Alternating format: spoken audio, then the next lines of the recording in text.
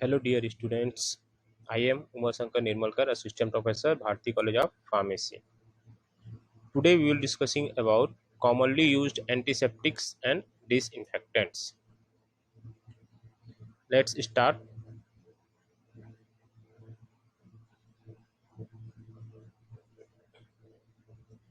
हम देखते हैं डेफिनेशंस क्या क्या है। Antiseptics agents that cause destruction or inhibition of growth of microorganism, for example bacteria, virus, fungi on living surface such as skin and mucous membrane. तो antiseptics वो agent होते हैं जो डिस्टर्ब करते हैं या इनहिबिट करते हैं जो आपके माइक्रो ऑर्गेनिज्म होते हैं, जो मतलब माइक्रो ऑर्गेनिज्म होते हैं, जैसे माइक्रो ऑर्गेनिज्म जैसे वायरस, बैक्टीरियाज एंड फंगाइस, ये सब आपके माइक्रो ऑर्गेनिज्म है। ठीक है, तो इन सबको क्या करता है, वो कील करने का काम करता है, या तो उसको इनहिबिट करेगा या तो डिस्टर्ब करेगा। तो वो जो मतलब एजेंट जो होता है वो क्या कर रहा है, माइक्रो ऑर्गेनिज्म को या तो कील कर रहा है या तो उसको डिस्टर्ब कर रहा है।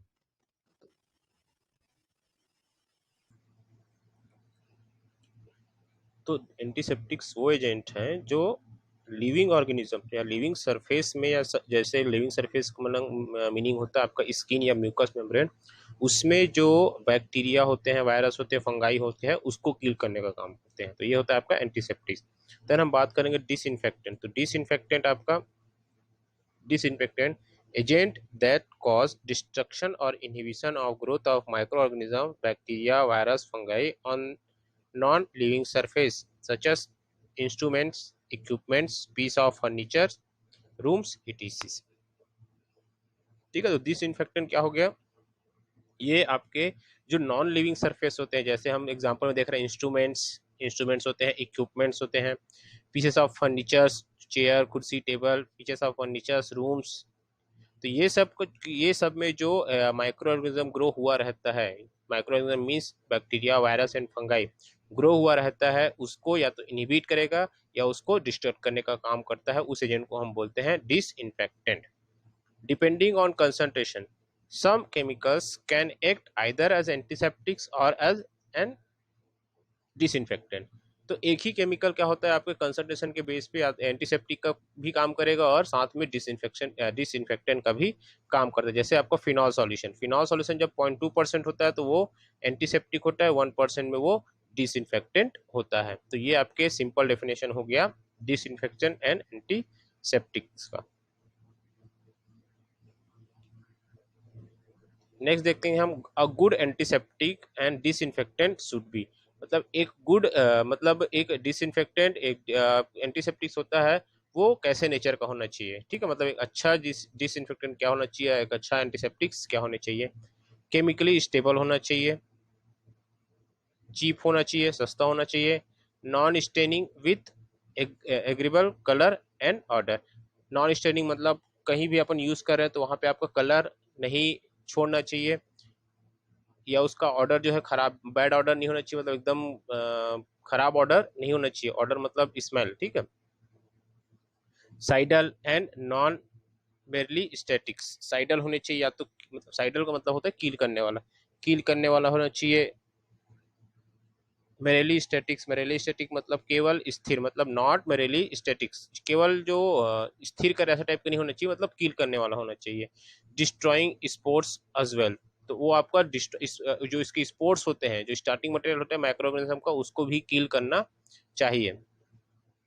Active against all pathogens, active जितने पैथोजेंस होते हैं, बैक्टीरिया, फंगाई, वायरसेस, प्रोटोजोआ, सबके अगेंस्ट में क्या होना चाहिए, इसको एक्टिव होना चाहिए, मतलब ये अच्छे से काम करना चाहिए। Require brief time of exposure, जिसका एक्सपोजर का टाइम है, इसका जो खुलने का टाइम है, इसका असर का जो लेंथ होता है, टाइमिंग होता है, वो बहुत ज़्यादा होना चाहिए, बहुत अच्छे से होना चाहिए, बहुत डीपली होना चाहिए। Able to spread through organic films and enter fold and crevices. तो इसका जो आपका जो इसमें फैलने की जो शक्ति होती है, जो एबिलिटी होती है, फैलने की जो एबिलिटी होती है, स्प्रेडिंग की जो एबिलिटी होती है, ऑर्गेनिक फिल्म में तो होनी ही चाहिए। साथ में आपका जो दरारें होती हैं, या जो सिलवट जो जगह होती है, सिलवट मतलब जो मुड़ा मुड़ा रहता है उसको सिलवट बोलते हैं। दरारें जो आपका एक क्रैक्स होते हैं, जो दरारें, उसमें भी प्रवेश करने के लिए, उसमें भी इंटर करने के लिए इसकी एबिलिटी होनी चाहिए, तो उसी को बोला गया able to spread through organic film and enter folds and crevices, active even in the presence of blood, pus, exudate and excreta. ठीक है, तो ये आपका जो एक्टिव होना चाहिए, उस ब्लड के प्रेजेंस में भी एक्टिव होना चाहिए, जब ब्लड हो, पस हो, या आपके एक्सुडेट डेट्स हो उसमें प्रेजेंट में, और आपके जो एक्सक्रेटा है उसके प्रेजेंट में भी ये सब एक्टिव होना चाहिए। एक्सक्रेटा मतलब खराब चीजें बोलते हैं ना, जैसे मलमूत्र बोलते हैं, वैसे उस जगह उसके लिए भी ये क्या होना चाहिए, एक्टिव होना चाहिए। तो ये सारी प्रॉपर्टी होनी चाहिए गुड डिसइंफेक्टेंट एंड एंटीसेप्टिक्स में।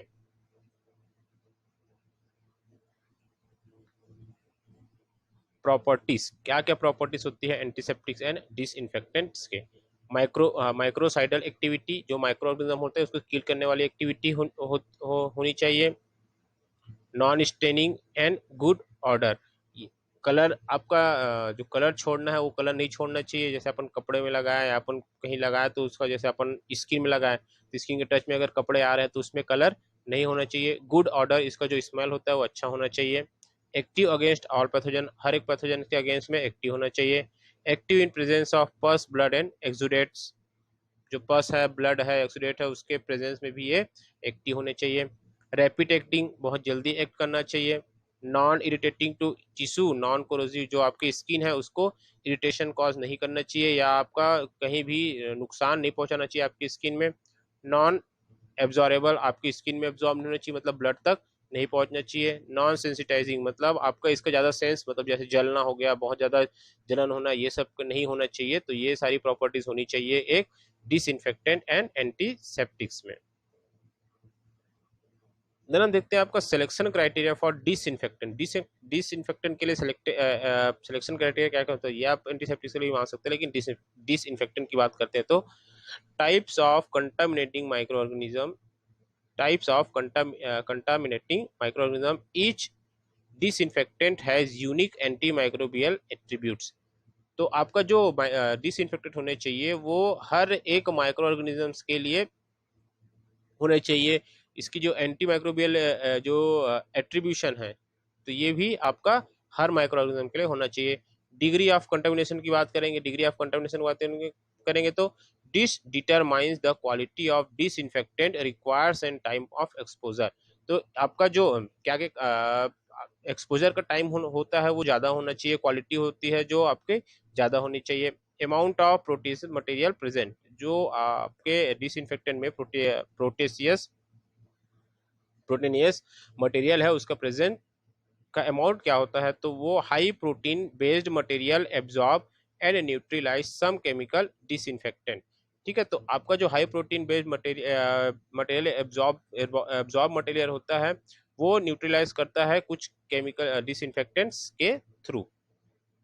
Presence of organic matter, disinfectant में आपका प्रेजेंस ऑफ ऑर्गेनिक मैटर भी होने चाहिए। अदर कंपाउंड सच एज सोपी में न्यूट्रलाइज सम डिसइंफेक्टेंट, तो आपके organic matter and other compound such as soaps में neutralise some disinfectants.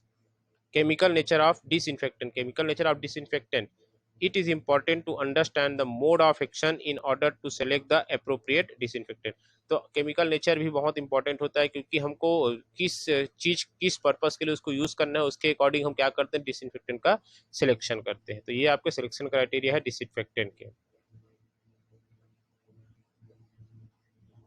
Most important आपका मैकेनिज्म ऑफ एक्शन। ठीक है, तो mechanism of action of disinfectant या एंटीसेप्टिक्स, किस मैकेनिज्म के थ्रू ये वर्क करता है। तो मैकेनिज्म ऑफ एक्शन देखेंगे, डिस्टर्ब सेलुलर स्ट्रक्चर, तो ये सेलुलर स्ट्रक्चर को डिस्टर्ब करेगा, आप तोड़ने का काम करेगा। कैसे करेगा देखेंगे अभी। ऑक्सीडेशन ऑफ बैक्टीरियल प्रोटोप्लाज्म, जो बैक्टीरिया के प्रोटोप्लाज्म होते हैं उसमें क्या करेगा, ऑक्सीडेशन करेगा, जिससे कारण से वो डिस्ट्रक्ट हो जाएगा। तो ऑक्सीडेशन थ्रू किसके थ्रू हो सकता है, तो H2O2 hydrogen peroxide, halogens, potassium permanganate के through oxidation of bacterial protoplasm होता है। Denaturation of bacterial proteins including enzyme, तो जो आपके बैक्टीरिया में जो प्रोटीन्स होते हैं, क्योंकि बैक्टीरिया भी एक सेल है, तो उसमें जो प्रोटीन होते हैं उसको डीनेचुरेट करता है। ठीक है, तो उसको डीनेचुरेट करने वाले जो एजेंट्स हैं वो है आपके फिनॉल, क्लोरहेक्सिडीन, एल्कोहल, एल्डिहाइड्स। उसके बाद एक मैकेनिज्म है आपका increasing permeability of bacterial cell membrane. जो आपके बैक्टीरियल सेल मेम्ब्रेन की परमिएबिलिटी होती है उसको इंक्रीज करने वाला, ताकि उसमें कोई भी चीज अंदर चला जाए और उसको किल करने का काम करे। तो आपके जो एजेंट्स है सेट्रीमाइड और सोप्स। तो ये इस मैकेनिज्म के थ्रू आपका जो भी एंटीसेप्टिक्स है और आपके जो डिसइंफेक्टेंट है वो वर्क करते हैं। तो इसमें आपको तीनों को कंबाइन करेंगे तो क्या कर रहा है, उसके सेलुलर स्ट्रक्चर को क्या कर रहा है, डिस्टर्ब कर रहा है या तोड़ रहा है, उसी को खत्म कर रहा है। देन हम बात करते हैं classification of antiseptics and disinfectant. तो ये आपके क्लासिफिकेशन है phenol derivatives, oxidising agent, halogens, biguanides, quaternary ammonium compound, soaps, alcohols, aldehyde, acids, surface antigen metallic salts या मेटल्स, डाइस, फ्यूरॉन डेरिवेटिव्स। तो ये सारे क्लासिफिकेशन हैं, इनको एक एक करके हम डिटेल में भी देखते जाएंगे कि क्या क्या आपके होते हैं। तो इसमें सबसे पहला है आपका फिनॉल डेरिवेटिव्स। फिनॉल डेरिवेटिव्स में बात करेंगे फिनॉल की। Phenol it is the one of the earliest used antiseptics and still the stand for comparing the other germicides. तो जो आपका फिनॉल जो होता है वो अभी भी यूज करने वाला, पहले भी यूज होता था, अभी भी यूज करने वाला, सबसे ज्यादा यूज करने वाला एंटीसेप्टिक्स है। ये स्टैंडर्ड होता है अदर जर्मिसाइड्स, जो अदर जो जर्मिसाइड्स प्रेजेंट है उसके कंपेयरिंग में ये बहुत अच्छा होता है। इसका मैकेनिज्म क्या है, मैकेनिज्म ये है डीनेचुरेशन ऑफ बैक्टीरियल प्रोटीन। जो बैक्टीरिया में जो प्रोटीन होता है, बैक्टीरियल सेल में जो प्रोटीन होता है उसको ये डीनेचुरेट करता है, जिसके कारण से वो बैक्टीरिया या तो इनहिबिट हो जाता है या डिस्ट्रक्ट हो जाता है या किल हो जाता है। It act by disrupting bacterial membrane and denaturing bacterial protein. तो हमने देखा अभी मैकेनिज्म में कि ये आपका बैक्टीरियल जो मेम्ब्रेन होता है उसको डिस्टर्ब करता है, आपका डीनेचुरेशन बैक्टीरियल प्रोटीन, जो बैक्टीरियल प्रोटीन है उसको डीनेचुरेट करता है, जिसके कारण से आपको बैक्टीरिया आगे ग्रो नहीं कर पाता और वो इनहिबिट हो जाता है या किल हो जाता है। It is used to disinfect urine, faeces, pus, sputum of patient. Phenol का यूज किया जाता है आपका urine, faeces, pus, sputum of patient को डिसइंफेक्ट करने के लिए इसका यूज किया जाता है फिनॉल का। और आपको क्रिसॉल जो आपका लाइजॉल में आता है, it is methyl phenol more active and less damaging to tissue. तो ये आपका अगर फिनॉल के कंपेयर में देखा जाए तो ये आपका मोर एक्टिव होता है, लेकिन लेस डैमेजिंग टू टिश्यू। लेकिन इसका डैमेजिंग मतलब साथ में इसका जो टिश्यू का जो डैमेजिंग प्रॉपर्टी होता है ये भी कम होता है और आपको मोर एक्टिव भी होता है। मतलब ये आपका ज़्यादा एक्टिव होता है, 3 to 10 time more active than phenol, क्योंकि आपका फिनॉल का मेथाइल फॉर्मेशन है, तो इसीलिए हम इसको डेरिवेटिव्स बोलते हैं। तो ये आपको फिनॉल का डेरिवेटिव है जिसको हम क्रिसॉल बोल रहे हैं। तो क्रिसॉल आपका जो लाइजॉल आता है उसमें प्रेजेंट होता है, तो ये आपको डिसइंफेक्टेंट के रूप में काम होता है। ठीक है, used for disinfection of utensil, excreta and for washing hand. ठीक है, तो used for disinfection of utensil, utensil मतलब बर्तनों को साफ करने में, एक्सक्रेटा मतलब जो वेस्ट होते हैं, वेस्ट मतलब जैसे मल मूत्र बोलते हैं वेस्ट, एंड वॉशिंग हैंड, और हैंड को वॉश करने के लिए भी यूज किया जाता है आपके क्रिसॉल का। तो ये आपके फिनॉल डेरिवेटिव्स हैं। और फिनॉल डेरिवेटिव्स में और देखेंगे तो आपका एक एग्जांपल है आपका क्लोरोजेनिनॉल। ठीक है, तो आपका क्लोरोजेनिनॉल जो आपका डेटॉल में होता है, does not coagulate protein, non corrosive and non irritating to intact skin. तो ये आपके जो प्रोटीन होते हैं, जो आपके बैक्टीरियल प्रोटीन होते हैं, उसको कोएगुलेट होने नहीं देता है, मतलब उसको किल करने का काम ये भी कर रहा है। और ये आपका नॉन कोरोसिव होता है और नॉन इरिटेटिंग होता है, मतलब आपकी स्किन में ये क्या करेगा, आप अप्लाई करेंगे तो आपके स्किन में इस इरिटेशन कॉज नहीं करेगा और आपके स्किन को डैमेज भी नहीं करेगा। तो ये आपका डेटॉल हो गया। Commercially 4.8% solution used for surgical antisepsis. तो ये जो डेटॉल होता है या तो क्लोरोक्साइलिनॉल जो होता है आपका कमर्शियली, जो 4.8% जो सॉल्यूशन होता है उसको सर्जिकल एंटीसेप्सिस में यूज किया जाता है। तो ये हो गए आपके phenol and phenol derivatives. Then हम देखेंगे ऑक्सीडाइजिंग एजेंट। ऑक्सीडाइजिंग एजेंट की बात करेंगे तो आपका oxygen hydrogen peroxide H2O2 3% solution जो होता है, it liberated nascent oxygen which oxidise necrotic matter and bacteria. तो जो आपका हाइड्रोजन पेरोक्साइड होता है वो बैक्टीरिया के जो सेल होते हैं उसमें क्या करता है, ये नेसेंट ऑक्सीजन को क्या करता है, लिबरेट करता है, ये लिबरेशन करता है ऑक्सीजन, नेसेंट ऑक्सीजन का, जिसके कारण से आपके जो सेल का जो एक स्ट्रक्चर होता है वो नेक्रोटिक हो जाता है, मतलब उसका डेथ होना चालू हो जाता है, जिसके कारण से आपका जो माइक्रो ऑर्गेनिज्म है वो इनहिबिट हो जाता है, किल हो जाता है, डिस्ट्रक्ट हो जाता है। A 3% solution produce 10 volume of oxygen, much of with space in escape in molecular form। जो आपका 3% सॉल्यूशन होता है ये आपका 10 वॉल्यूम्स ऑफ ऑक्सीजन प्रोड्यूस करता है, जो आपके लिए ज़्यादा इफेक्टिव हो सकता है। ठीक है, मॉलिकुलर इसका आपका जो स्ट्रक्चर होता है उसमें चेंजेस लाता है। Catalyst present in tissue speed decomposition resulting in foaming. तो इसमें जो आपका हाइड्रोजन पेरोक्साइड होता है जिसको हम अप्लाई करते हैं तो आपको एक फोम का फॉर्मेशन होता है। वो क्यों होता है? क्योंकि यहाँ इसमें कैटलिस्ट प्रेजेंट होता है जो आपके टिश्यू को स्पीडली डैमेज करता है, जिसके कारण से फोम का फॉर्मेशन होता है।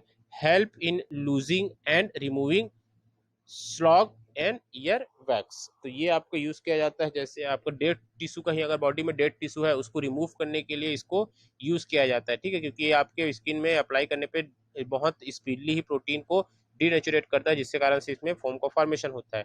और साथ में ईयर वैक्स को रिमूव करने के लिए भी हाइड्रोजन पेरोक्साइड का यूज किया जाता है। देन हम देखते हैं ऑक्सीडाइजिंग एजेंट में ही potassium permanganate KMnO4। It occurs as purple crystal. आपको पता है पोटेशियम पर मैग्नेट का colour. It occurs as purple crystal, highly water soluble, liberated oxygen which oxidise bacterial protoplasm. ये भी आपका सेम वर्क करता है जैसे आपका हाइड्रोजन पेरोक्साइड वर्क कर रहा है, ये भी आपका लिबरेट करेगा ऑक्सीजन, जो बैक्टीरियल जो प्रोटोप्लाज्म होता है उसको ऑक्सीडाइज कर देता है। तो ऑक्सीडाइज करने पे अच्छे से आपका आगे का ग्रो नहीं होता है उनमें, और वो डिस्टर्ब हो जाता है या आपका किल हो जाता है या इनहिबिट हो जाता है। ब्रॉड एंटी माइक्रोबियल प्रॉपर्टी, इसकी जो एंटी माइक्रोबियल प्रॉपर्टी होती है पोटेशियम परमैंगनेट की वो बहुत ज़्यादा होती है। It has also been used to disinfect water. जो आपके वेल्स में, कुओं में, पॉन्ड्स मतलब तालाब में जो पानी होता है उसको डिसइंफेक्ट करने के लिए पोटेशियम परमैंगनेट को यूज़ किया जाता है। And for stomach wash in alkaloid poisoning, जब एल्कोलाइडल पॉइजनिंग होती है, कोई एल्कोलाइड ड्रग का पॉइजनिंग होता है तो भी उस स्टमक को आपको वॉश करने के लिए पोटेशियम परमैंगनेट का यूज़ किया जाता है। तो ये हुआ आपका ऑक्सीडाइजिंग एजेंट जिसका हम डिसइंफेक्टेंट एंटीसेप्टिक्स में यूज़ कर रहे हैं। देन हम बात करते हैं हेलोजेंस की। तो हेलोजेंस में बात करेंगे आयोडीन। तो iodine it is a rapidly acting, it आपका बहुत रैपिडली एक्टिंग करता है। ब्रॉड स्पेक्ट्रम, बहुत ही ज़्यादा इसका जो प्रॉपर्टी होता है, मतलब एक एंटीसेप्टिक्स प्रॉपर्टी जो होता है वो ब्रॉड होता है। तो ये आपका किसको इनहिबिट करेगा? Bacteria, fungi, viruses, microbial agents. तो आपके जो मतलब ये आपके जो बैक्टीरिया है, फंगाई है, वायरस है, ये सबको क्या करेगा? ये किल करने का काम करता है। तो इसीलिए इसको बोला गया है rapidly acting broad spectrum anticidal agent. Anticidal, ठीक है, सॉरी माइक्रोसाइडल। माइक्रोसाइडल मतलब माइक्रोस मतलब माइक्रोऑर्गेनिज्म, साइडल मतलब किल करने वाला। तो ये आपके माइक्रोऑर्गेनिज्म को किल करने का काम करता है वेरी रैपिडली।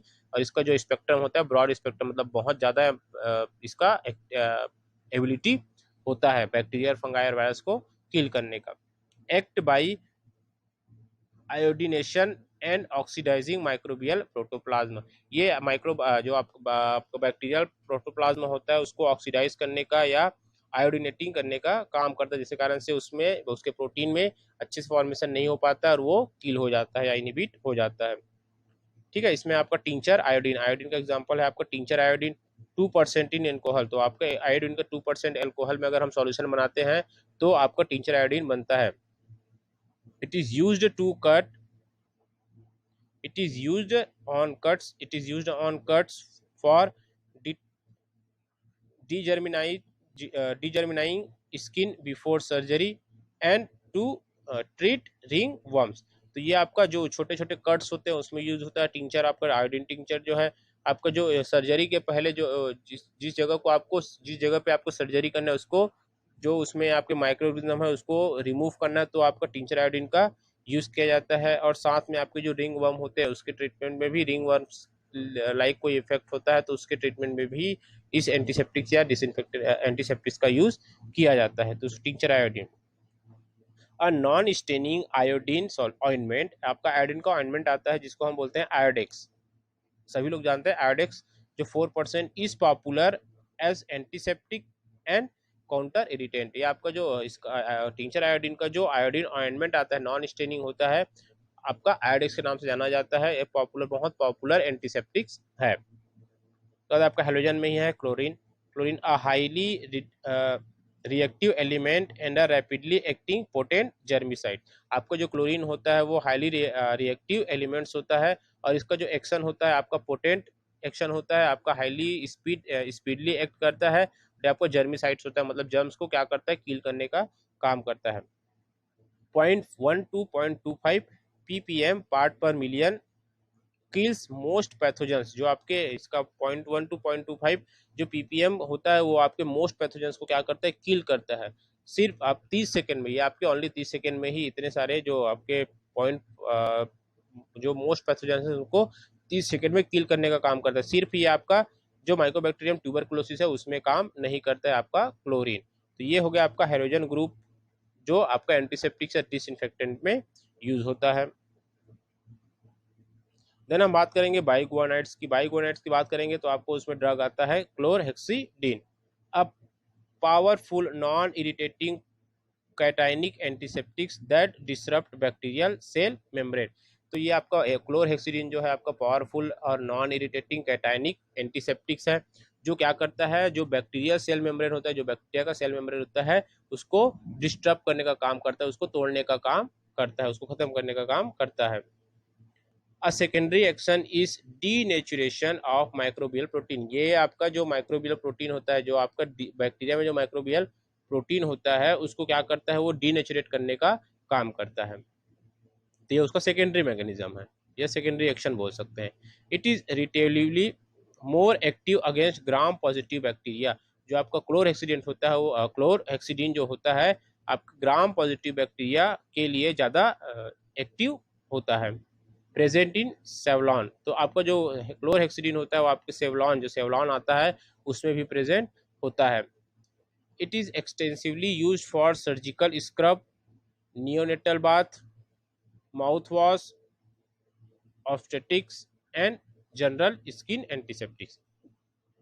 तो ये आपके बहुत जगह यूज हो रहा है, जैसे आपके सर्जिकल स्क्रब्स में, नियोनेटल बाथ में। सर्जिकल स्क्रब्स मतलब जो आपके स्क्रब्स यूज होते हैं, सर्जिकल स्क्रब्स जो सर्जरी के टाइम पे जो आपके कॉटन के स्क्रब यूज किए जाते हैं उसमें यूज होते हैं। नियोनेटल बाथ में आपका यूज होता है, माउथ वॉशिंग में आपका यूज होता है। आपके जो ये आपका जनरल स्किन एंटीसेप्टिक्स भी है, आपको पता होगा सेवलॉन के बारे में।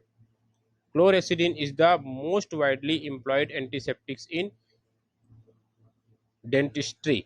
जो आपके दांतों से रिलेटेड कोई भी आपका एंटीसेप्टिक्स यूज करना है तो आपका क्लोरहेक्सिडिन ही सबसे ज़्यादा यूज होता है। मतलब जो आपके डेंटल जो डॉक्टर होते हैं, जो आपके डेंटल ट्रीटमेंट करते हैं वो क्लोरहेक्सिडिन को ही सबसे ज़्यादा यूज करते हैं। तो ये आपका बाइगोनाइड्स हो गया जिसको एंटीसेप्टिक एंटीसिंफेक्टेंट में यूज किया जाता है। देन हम बात करते हैं quaternary ammonium compound. Quaternary ammonium compound antiseptics, these are this are detergent, आपको डिटर्जेंट भी होता है। Cidal to bacteria fungi and viruses, ये आपके बैक्टीरिया फंगाई और वायरसेस के लिए किलिंग का काम करता है। However many gram negative bacteria, बहुत सारे जो ग्राम नेगेटिव बैक्टीरिया होते हैं जैसे आपके स्यूडोमोनास, ठीक है, Pseudomonas, Mycobacterium tuberculosis and bacterial spores are relatively resistant. तो ये कुछ कुछ जो आपके बैक्टीरियाज हैं, आपका जो डिटर्जेंट होता है जो होता है वो आप ग्राम नेगेटिव बैक्टीरिया में रेजिस्टेंस डेवलप कर दिया रहता है। मतलब जो आपके जैसे स्यूडोमोनास हो गया, माइकोबैक्टीरियम ट्यूबरकुलोसिस और बैक्टीरिया स्पोर्स, तो ये रेजिस्टेंट डेवलप होते हैं, प्रतिरोधी क्षमता रहती है डिटर्जेंट के लिए। They act by altering permeability of cell membrane and denaturing of bacterial protein. तो ये आपका जो क्वाटरनरी अमोनियम कंपाउंड होता है जिसमें हम डिटर्जेंट की बात कर रहे हैं, तो ये क्या करेगा, आपका जो सेल मेम्ब्रेन की परमिएबिलिटी होती है उसको अल्टर कर देता है, उसको चेंज कर देता है, और या तो आपके जो प्रोटीन बैक्टीरियल जो प्रोटीन होते हैं उसको डीनेचुरेट कर देता है, मतलब डीएक्टिवेट कर देता है। They are widely used as sanitiser. आपके जो क्वाटरनरी अमोनियम कंपाउंड है सैनिटाइजर में ज़्यादा यूज होता है आपका। Antiseptics and disinfectant for surgical instrument and glove.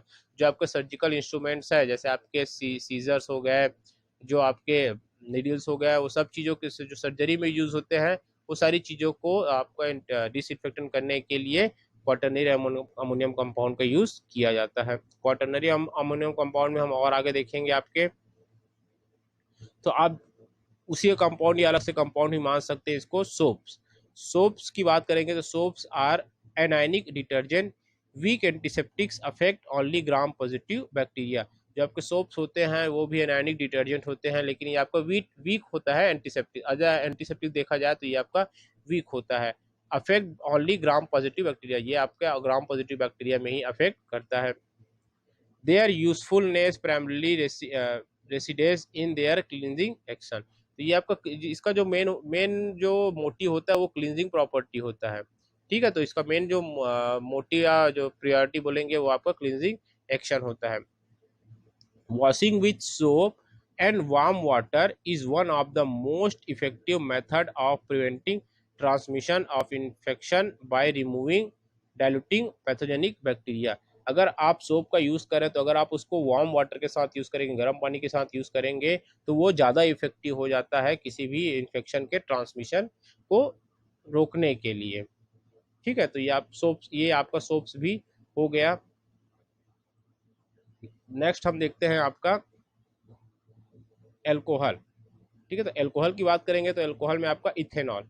It is an effective antiseptics and cleansing agent at 40 to 90% concentration. जो आपका इथेनॉल होता है वो आपका एंटीसेप्टिक्स होता है या आपका क्लीनिंग एजेंट भी होता है या डिसइंफेक्टेंट भी बोल सकते हैं। तो इसका जो यूज़ होता है 40 to 90%, मतलब 40 से 90% के बीच में इसका यूज़ होता है, कंसंट्रेशन में इसका यूज़ होता है। The rapidly action increase with concentration up to 70% and decrease above 90%। तो जो आपका रैपिडली एक्शन होता है विथ कंसंट्रेशन मतलब 70% तक इसका जो एक्शन होता है वो अच्छा होता है। ठीक है, रैपिडली एक्शन शो करता है। और 90% के अबव, अगर कंसंट्रेशन 90% के अबव है तो इसका जो एक्शन होता है वो धीरे धीरे डिक्रीज होते चला जाता है। It act by precipitating bacterial protein. तो जो आपका इथेनॉल होता है वो बैक्टीरियल प्रोटीन को क्या करता है, प्रेसिपिटेट कर देता है, जिसके कारण से वो इनहिबिट हो जाता है। Cotton swab soaked in 70% ethanol rubbed on the skin kills 90% bacteria in 2 minutes. अगर हम कॉटन के स्वैब को 70% एल्कोहल में सोक करके, मतलब उसमें डुबा के निकाल के उसके बाद स्किन में रब करे, तो ये आपके जो स्किन में 90% जो बैक्टीरिया होते हैं उसको 2 मिनट में ही किल कर देता है। तो ये हो गया आपका ethanol. It has been used before hypodermic injection and non minor और एंड माइनर कट्स। तो ये जो आपका इथेनॉल होता है वो मोस्टली यूज होता है हाइपोडर्मिक्स, जो आपके इंजेक्शन लगते हैं उसमें लगाने से पहले जो आपका अप्लाई किया जाता है, तो आपका इथेनॉल हो गया। और अगर आपको माइनर कट्स है तो उसमें भी आप इथेनॉल का यूज कर सकते हैं। तो ये हो गया आपका इथेनॉल, जिसका हम यूज करते हैं डिसइंफेक्टेंट एंड एंटीसेप्टिक्स में। नेक्स्ट में हम बात करते हैं एल्डिहाइड्स का। तो एल्डिहाइड में आता है एग्जांपल आपका formaldehyde. Formaldehyde it is a pungent gas, आपका गैस होता है। समटाइम यूज्ड फॉर फ्यूमिगेशन, आपको फ्यूमिगेशन में भी यूज किया जाता है फॉर्मेल्डिहाइड को। अ 37% एक्वस सॉल्यूशन कॉल्ड फार्मलिन, जिसका फॉर्मेल्डिहाइड का 37% एक्वस सॉल्यूशन होता है जिसको हम फार्मलिन बोलते हैं, इज डाइल्यूटेड टू 4%, उसको 4% डाइल्यूट किया जाता है, and used for hardening and preserving dead tissue. जो आपके फार्मलिन है उसका यूज किया जाता है टिश्यू के हार्डनिंग में और उसको प्रिजर्व करने के लिए। आपने स्पेसिमेन देखा होगा जिसमें ऑर्गन्स को रखा जाता है, वो आपको फार्मलिन का सॉल्यूशन होता है, तो वो भी आपका एंटीसेप्टिक या डिसइंफेक्टेंट की तरह वर्क कर रहा है। इसका मैकेनिज्म ऑफ एक्शन है, it denatures protein and is a general protoplasmic poison but act slowly. तो आपका फॉर्मेल्डिहाइड भी जो होता है आपके जो प्रोटीन होते हैं, बैक्टीरिया प्रोटीन होते हैं, उसको डीनेचुरेट करता है, साथ ही साथ आपके जो प्रोटोप्लाज्मिक पॉइजन का भी काम करते हैं। जो आप बैक्टीरिया में प्रोटोप्लाज्म होते हैं उसके लिए पॉइजन का काम करते हैं, बट इसका एक्शन जो होता है वो धीरे धीरे होता है। A broad spectrum germicides but use an antiseptic. ये आपका जो इसका स्पेक्ट्रम होता है वो ब्रॉडली होता है, आपके जर्मिसाइड जो आपके होते हैं ज़्यादा से ज़्यादा जर्मिसाइड्स प्रॉपर्टी होती है, but use of antiseptic is restricted, बस इसको यूज नहीं किया जाता है एज ए एंटीसेप्टिक। क्यों यूज नहीं किया जाता इसको भी देखेंगे। It's irritating nature and pungent order, इसका इरिटेशन इसमें स्किन में अप्लाई करते तो आपका इरिटेशन कॉज करते हैं, जिसके कारण से इसको यूज नहीं किया जाता है। इसका जो स्मेल होता है वो भी बहुत अजीब होता है, इसलिए इसको बोलते हैं पंजेंट ऑर्डर के कारण इसको यूज नहीं किया जाता है। तो ये आपका एल्डिहाइड हो गया, जिसको हम बोल रहे हैं फॉर्मेल्डिहाइड। नेक्स्ट हम बात करेंगे एसिड्स की। तो एसिड्स की बात करेंगे तो आपका बोरिक एसिड आता है। It is only bacteriostatics and a very weak antiseptic. जो आपका बोरिक एसिड होता है वो बैक्टीरियोस्टैटिक्स होता है, मतलब बैक्टीरियोस्टैटिक्स मतलब जो आप बैक्टीरिया को रोकने का काम करता है, ठीक है, किल करने का काम नहीं करता है, तो आपको बैक्टीरियोस्टैटिक्स होता है। लेकिन और ये साथ में ये वीक एंटीसेप्टिक्स होता है, मतलब इसकी एंटीसेप्टिक जो प्रॉपर्टी होती है वो वीक होती है। It is used for irritating eyes, mouth wash, douches etc. तो ये इसका यूज जो किया जाता है, आपका जो आइस इरिटेटिंग, आपका आइस जो इरिटेट कर रहा है उसको ट्रीट करने के लिए इसका यूज किया जाता है।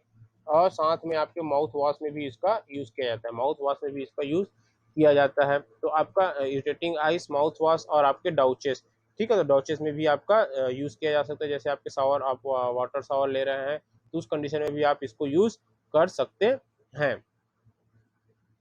इसका एक प्रोडक्ट आता है बोरोग्लिसरीन पेंट। 30% सॉल्यूशन होता है आपका, 30% कॉन्सेंट्रेशन होता है आपके बोरिक एसिड का, जिसको हम बोल रहे हैं boroglycerine paint. Is used for stomatitis and glossitis. ठीक है, तो आपको जो बोरोग्लिसरीन पेंट होता है 30% ऑफ बोरिक एसिड, इसको यूज किया जाता है स्टोमेटाइटिस में। स्टोमेटाइटिस आपका डिसीज होता है जो आपके माउथ और जो आपका लिप्स होता है उसमें इन्फ्लामेशन हो जाता है। जो आपके माउथ है और आपके जो लिप्स है उसमें इन्फ्लामेशन हो जाता है, उसको हम बोलते हैं स्टोमेटाइटिस। और आपका ग्लोसाइटिस, ये आपका जो आपके टंग में, टंग मतलब जीभ में जो आपका इन्फ्लामेशन हो जाता है उसको हम बोल रहे हैं यहाँ पे ग्लोसोटाइटिस। ठीक है, तो ये इन दोनों के आपके ट्रीटमेंट में इसका यूज किया जाता है। तो उसमें आपका एंटीसेप्टिक और एंटीसेप्टिक के फॉर्म में ये वर्क करेगा। It is included in prickly heat powder and ear drops. Boric acid को ऑल्सो प्रिकली हीट पाउडर, जो आपकी घमौरिया होती है उसमें जो पाउडर यूज करते हैं आप घमौरे को ठीक करने के लिए, उसमें भी आपको बोरिक एसिड का यूज किया जाता है। और ईयर ड्रॉप्स में भी बोरिक एसिड यूज किया जाता है। एसिड्स में ही आपका एसिटिक एसिड है। It is a relatively weak antiseptic bactericidal only above 5%। आपका एसिटिक एसिड होता है वो भी आपका एंटीसेप्टिक होता है, बट वीक एंटीसेप्टिक होता है। और ये आपका बैक्टीरियोसाइडल नेचर का होता है, बैक्टीरिया जो होते हैं उसको किल करने का काम करता है। तो ये हो गया आपका एसिड्स। देन हम देखते हैं आपका नेक्स्ट जो आपका एंटीसेप्टिक और डिसइंफेक्टेंट है वो आपका मेटालिक सॉल्ट्स। मेटालिक सॉल्ट्स की बात करेंगे तो आपका सिल्वर नाइट्रेट में बात करेंगे। It rapidly kills microbes. ये आपका बहुत स्पीडली जो होता है, बहुत तेजी से किल करता है माइक्रोब्स का। Action persisting for long periods, इसका जो एक्शन होता है वो बहुत लंबे समय तक के लिए रहता है। Because of so release of silver ions from silver proteinate forming by interaction with tissue protein. ठीक है, तो सिल्वर नाइट्रेट जो होता है आपका रैपिडली, आपका जो स्पीडली किल करता है माइक्रोब्स को, बहुत तेजी से किल करता है। और ये आपका लंबे समय तक प्रेजेंट रहता है, क्योंकि आप इस सिल्वर नाइट्रेट में जो आपका सिल्वर रहता है वो सिल्वर आयन जो है धीरे धीरे रिलीज होता है और बैक्टीरिया को इनहिबिट या किल करने का काम करता है। माइक्रोऑर्गेनिज्म को धीरे धीरे किल करने का काम धीरे धीरे रिलीज होता है, इसलिए आपका जो एक्शन होता है वो बहुत लंबे समय तक के लिए रहता है। It is highly active against gonococci. ये आपका जो गोनोकोकाई होता है उसके लिए हाईली एक्टिव होता है। ठीक है, तो जो इसका अमाउंट होता है तो 1%, इसका जो 1% सॉल्यूशन होता है वो यूज होता है गोनोकोकाई के अगेंस्ट में। ठीक है, मतलब जो गोनोकोकाई मतलब ऐसा माइक्रो ऑर्गेनिज्म जिसके कारण से गोनोरिया डिसीज होता है। और ये इसका साथ में जिसका 1% जो सॉल्यूशन होता है वो यूज किया जाता है ऑप्थेल्मिया नियोटॉटम में। ठीक है, तो ऑप्थेल्मिया नियोटॉटम में इसका यूज किया जाता है, जो इसका 1% सॉल्यूशन होता है उसको किया जाता है। तो ये होता है जो आपके न्यू बॉर्न बेबीज होते हैं उनमें जो कंजक्टिवाइटिस होता है। कंजक्टिवाइटिस का मतलब होता है जैसे हम हिंदी में बोलते हैं आँख आ जाता है, आँख आना को ही हम कंजक्टिवाइटिस बोलते हैं। जो आपके न्यू बॉर्न बेबी होते हैं उसमें कंजक्टिवाइटिस होता है, उसमें सिल्वर नाइट्रेट का यूज किया जाता है जिसका 1% सॉल्यूशन। आपको मेटेलिक सॉल्ट में सेकेंड है सिल्वर सल्फा डायाजिन, ठीक है, silver sulphadiazine. It is highly active against Pseudomonas. ये आपका सिल्वर सल्फा डायाजिन जो होता है आपका स्यूडोमोनास के अगेंस्ट में हाईली एक्टिव होता है। It has been used on burn, ये आपकी जो बर्न हुआ रहता है, जो जला रहता है, जले हुए स्किन में भी यूज किया जाता है एज एंटीसेप्टिक्स। देन हम मेटालिक सॉल्ट्स में बात करेंगे जिंक सल्फेट की। It is highly soluble, it is highly water soluble, ठीक है। तो जिंक सल्फेट जो होता है आपका वाटर सॉल्युबल होता है, हाईली वाटर सॉल्युबल होता है। 0.1 to 1% is used for I wash and in I and year drop. जो जिंक सल्फेट का जो 0.1 to 1% जो सॉल्यूशन होता है वो आई वॉश में यूज किया जाता है। आई मतलब आंखों को आपको साफ करना है तो उसके लिए यूज कर सकते हैं आप जिंक सल्फेट के 0.1 या 1% सॉल्यूशन को। और साथ में यह ईयर ड्रॉप और आई ड्रॉप में भी यूज होता है। नेक्स्ट हम देखते हैं डाइस। डाइस का मतलब होता है कलर। तो डाइस में आप देखेंगे एग्जाम्पल जेंटियन वायलेट या crystal violet. Rosaniline dyes active against staphylococci, जो स्टेफाइलोकोकाई होता है and other gram positive bacteria and fungi. तो आपका जो क्रिस्टल वायलेट या क्रिस्टल जेंटियन वायलेट जो होता है वो आपका स्टेफाइलोकोकाई के अगेंस्ट में ज़्यादा एक्टिव होता है। और ये आपका ग्राम पॉजिटिव बैक्टीरिया जो होते हैं उनके अगेंस्ट में भी ये हाईली एक्टिव रहता है। एक्वस और alcoholic solution 0.5 to 1% is used in furunculosis, ठीक है। तो आपका जो एक्वस या एल्कोहलिक सॉल्यूशन होता है डाइजेंटियन वायलेट का 0.5 to 1%, उसको यूज किया जाता है आपका जो हेयर फॉलिकल्स होते हैं उसमें इन्फ्लामेशन हो जाता है या उसमें पस जम जाता है तो उसको हम बोलते हैं फ्यूरनकुलोसिस, उसमें यूज किया जाता है, उसमें उसके ट्रीटमेंट में यूज किया जाता है। उसके बाद बेड सोर्स। बेड सोर्स का मतलब आप समझ सकते हैं कि जब आप बिस्तर में बहुत लंबे समय तक लेटे रहते हैं तो जो स्किन बेड के कांटेक्ट में रहता है वो स्किन क्या हो जाता है, नमनेस आ जाता है, मतलब उस स्किन में क्या होता है, प्रॉब्लम आ जाता है। तो उसमें भी आप यूज कर सकते हैं जेंटियन वायलेट या क्रिस्टल वायलेट का। साथ में क्रोनिक अल्सर हुआ, आपको इन्फेक्टेड एक्जिमा हुआ, आपका थ्रस हुआ या विसेंट एंजाइना या रिंग वर्म के भी इस सब कंडीशंस में ये जेंटियन वायलेट यूज किया जाता है। तो आप क्रोनिक अल्सर में भी इसको यूज कर सकते हैं, ठीक है। क्रोनिक अल्सर का मतलब आप समझ रहे होंगे, अल्सरेशन मतलब पर्टिकुलर जो स्किन होता है उसमें आपका जो कोरोजन हो जाता है उसको हम बोलते हैं अल्सर। तो उस अल्सर को भी आपका उस अल्सर में भी यूज किया जाता है इस डाइस का, ठीक है।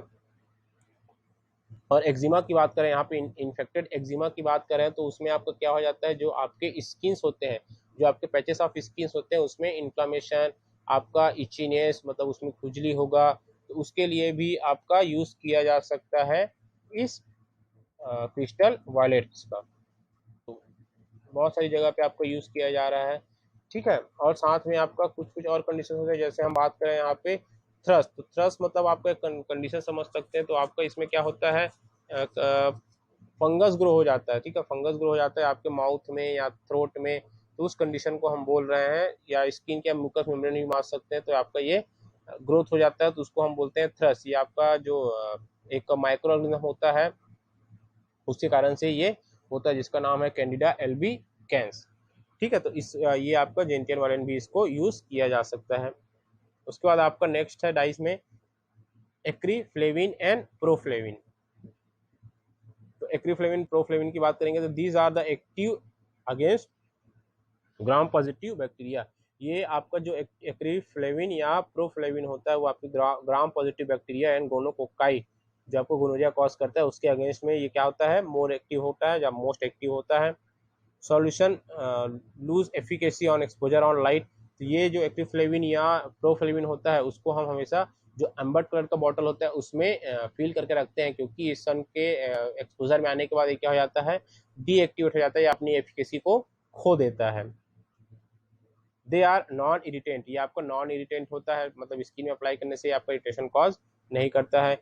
Used in chronic ulcer and bounds. तो आपका जो एक्रीफ्लेविन या प्रोफ्लेविन होता है ये क्रोनिक अल्सर में यूज़ किया जाता है, और साथ में वाउंड्स मतलब आपके जो छोटे मोटे घाव होते हैं उसमें भी आप यूज़ कर सकते हैं एक्रिफ्लेविन एंड प्रोफ्लेविन को। तो ये आपका डाइस कंप्लीट हुआ। तो आपका उसके बाद आपका नेक्स्ट जो एंटीसेप्टिक्स या डिसइंफेक्टेंट है वो है आपका फ्यूरान डेरिवेटिव्स। तो फ्यूरान डेरिवेटिव्स की बात करेंगे तो आपका नाइट्रोफ्यूराजोन जो होता है आपका, ये भी आपका एंटीसेप्टिक्स या डिसइंफेक्टेंट के रूप में यूज किया जाता है। तो इट इज साइडल टू बोथ, ये आपका साइडल नेचर का होता है, मतलब किलिंग नेचर का होता है बोथ के लिए, gram positive as well as gram negative के लिए, दोनों के लिए आपका साइडल इफेक्ट शो करता है, मतलब किल करने का काम करता है दोनों टाइप के बैक्टीरियाज को या दोनों टाइप के माइक्रोऑर्गेनिज्म को, जिसको हम बोलते हैं ग्राम negative bacteria and gram positive bacteria. Aerobic and anaerobic conditions या एरोबिक एंड एनारोबिक बैक्टीरिया। जो bacteria aerobic conditions, and aerobic condition का मतलब होता है इन प्रेजेंस ऑफ ऑक्सीजन, और एनएरोबिक मतलब होता है एब्सेंस ऑफ ऑक्सीजन। तो दोनों कंडीशन में जो बैक्टीरिया ग्रो करता है उसको भी किल करने का काम करता है आपका नाइट्रोफ्यूराजोन या नाइट्रोफ्यूरल, जो आपका फ्यूरान डेरिवेटिव है। इसका एक्शन जो होता है, इसका मैकेनिज्म एक्शन होता है, ये इनहिबिट करता है enzyme necessary for carbohydrate metabolism in bacteria.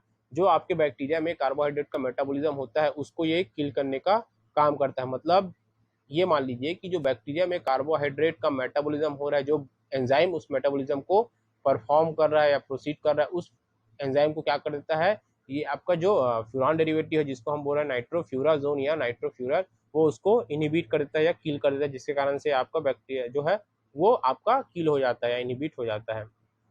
It is highly efficacious in Burns and for skin grafting. तो ये आपका जो बर्न ट्रीटमेंट होता है, बर्न के केस में भी इसका यूज किया जाता है। साथ में आपका जो स्किन ग्राफ्टिंग होता है, स्किन ग्राफ्टिंग में भी इसका यूज किया जाता है। स्किन ग्राफ्टिंग का मतलब आप समझ रहे होंगे। तो स्किन ग्राफ्टिंग में क्या होता है, जो आपके जो एक सर्जिकल प्रोसीजर होता है आपका स्किन ग्राफ्टिंग, जिसमें क्या किया जाता है, जो आपके स्किन मतलब जो डैमेज स्किन है उसको क्या किया जाता है, रिमूव करके क्या किया जाता है, वहाँ पे आपका ट्रांसप्लांटिंग किया जाता है, मतलब दूसरे स्किन को लगाया, आपकी बॉडी की दूसरे स्किन को वहाँ पे क्या किया जाता है, ट्रांसप्लांट किया जाता है। तो उसको हम बोलते हैं स्किन ग्राफ्टिंग। तो उस कंडीशन में भी आपका जो यूज किया जाता है, आपको नाइट्रोफ्यूराजोन एज एंटीसेप्टिक्स यूज किया जाता है। तो ये आपके हो गए डिसइंफेक्टेंट एंड एंटीसेप्टिक्स या एंटीसेप्टिक्स एंड डिसइंफेक्टेंट्स।